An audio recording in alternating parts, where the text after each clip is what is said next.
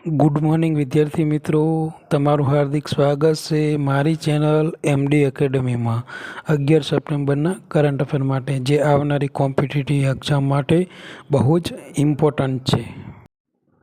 વિદ્યાર્થી મિત્રો, પહેલો પ્રશ્ન છે, રાષ્ટ્રીય વન શહીદ દિવસ ક્યારે ઉજવવામાં આવે છે?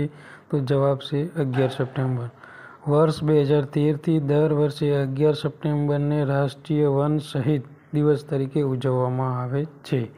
તો વિશ્વ વન દિવસ ક્યારે ઉજવવામાં આવે આપણે? તો 21મી માર્ચ. અને આ વખતે આપણે 75મો વન મહોત્સવ રહ્યો ને એ દેવભૂમિ દ્વારકામાં ઉજવવામાં આવ્યો હતો. હર્ષિત માતાના મંદિરે. બીજો ક્વેશ્ચન છે, હાલમાં ચિકિત્સા સેવાના મહાનિર્દેશક કોણ બનાવવામાં આવ્યા છે? તો સાધના સક્સેના. સૌથી વધુ પ્લાસ્ટિક પ્રદૂષણ દેશ હાલમાં કયો બન્યો છે? તો ભારત. વિશ્વનું લગભગ 20% જેટલું પ્લાસ્ટિક ઉત્પાદન કરે છે.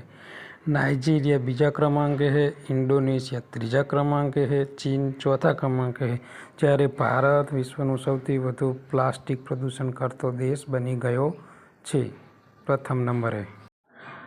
ચોથો પ્રશ્ન છે, સૌ પ્રથમ વાર સેના, વાયુસેના અને નૌસેના પ્રમુખો તેજાસમાં ઉડાન ભરી કયા રાજ્યનું સાહસ પ્રદર્શન? તો રાજસ્થાનનું જોધપુર ખાતે.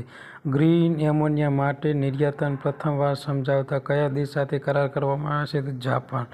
જાપાન અને ભારત વચ્ચે સંયુક્ત હવાઈ કવાયત થઈ વીર ગાર્ડિયન 2023, બરોબર.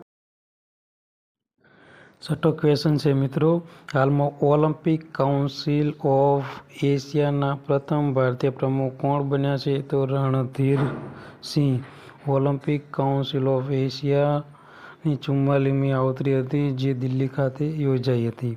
ઓલિમ્પિક કાઉન્સિલ ઓફ એશિયાની જેની સ્થાપના 16 નવેમ્બર 1982ના રોજ થઈ હતી અને 44 દેશોની આ કમિટી છે, જેનું મુખ્ય મથક કુવૈત સિટી ખાતે આવેલું છે, કુવૈતમાં. અને ભારતના ઓલિમ્પિક કાઉન્સિલ ઓફ ઇન્ડિયાના પ્રમુખે પીટી ઉષા.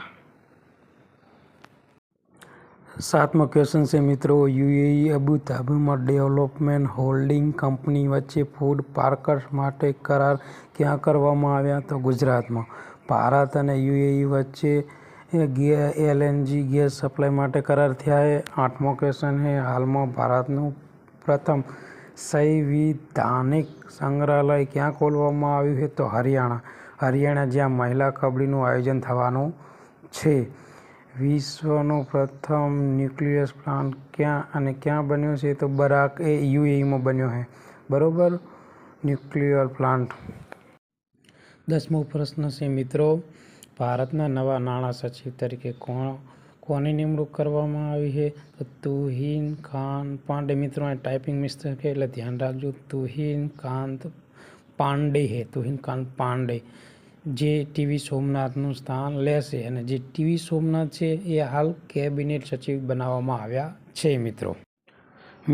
તુહિન કાંત પાંડેની વાત કરવામાં આવે તો તે નાણાં મંત્રાલય સાથે જોડાયેલા હતા પહેલાં, અને ઓડિશામાં મુખ્ય સચિવ તરીકે તેમણે સેવા આપી છે. તે 1987 બેચના આઈએએસ અધિકારી છે અને અત્યાર સુધી તેમને investment and public asset management વિભાગના સચિવ તરીકે નિયુક્ત હતા અને તે ડિપાર્ટમેન્ટ ઓફ પર્સનલમાં આવે છે. 11મો ક્વેશ્ચન છે, એશિયન ચેમ્પિયનશિપમાં ભારતની પ્રથમ મહિલા બોક્સિંગ ચેમ્પિયન કોણ બની છે? તો આવશે દીપાલી થાપા. તે એશિયન સ્કૂલ ગર્લ્સમાં પણ તે ચેમ્પિયન રહી ચૂકી છે, દીપાલી થાપા. મિત્રો હાલમાં અલ્જેરિયાના રાષ્ટ્રપતિ કોણ બન્યા છે? તો તોબેન, બરાબર, નામ થોડું અટપટું છે. તે બીજી વાર રાષ્ટ્રપતિ બન્યા છે અને 95% વોટ એમને મળ્યા છે. હાલમાં ગીધનું પ્રજનન ક્ષેત્ર ક્યાં શરૂ કરવામાં આવ્યું છે? તો યુપીમાં મહારાજાગંજ ખાતે. મિત્રો તો જે પીડીએફમાં થોડી ઘણી ટાઈપિંગ મિસ્ટેક છે એ તમને ટેલિગ્રામ ચેનલમાં જ્યારે સોફ્ટ કોપી આપવામાં આવશે ત્યારે કોઈ પણ પ્રકારની મિસ્ટેક હશે નહીં. એટલે લેક્ચર જોયા બાદ તમારે સોફ્ટ કોપી લઈ લેવી ટેલિગ્રામમાં જઈને, 13મો ક્વેશ્ચન है विनोबा भावेની जन्म जयंती बराबर 11 સપ્ટેમ્બરના દિવસે હતી। એમનો જન્મ 1895 મહારાષ્ટ્રમાં થયો હતો। મૃત્યુ 15 નવેમ્બર 1982ના રોજ વર્ધા ખાતે થયું હતું। તેમનું નામ વિનાયક નરહરી ભાવે હતું બરાબર। મહારાષ્ટ્રનું ગાગોદા ખાતે થયો હતો બરાબર। ઇન્દિરા ગાંધી વખતે જ્યારે કટોકટી લાગવામાં આવી ત્યારે અનુશાસન પર્વ કહ્યું હતું અને જે બહુ જ વિવાદમાં રહ્યા હતા વિનોબા ભાવે। અને વિનોબા ભાવે એટલે ભૂદાન ચળવળના પ્રણેતા અને વિનોબા નામ ગાંધીજીએ આપેલું હતું। મિત્રો આમ આજે આપણા કરંટ અફેરનો લેક્ચર અહીંયા પૂરો કરીએ છીએ। જો તમને આ લેક્ચર ગમ્યો હોય તો લાઈક કરો, સબસ્ક્રાઈબ કરો, શેર કરો।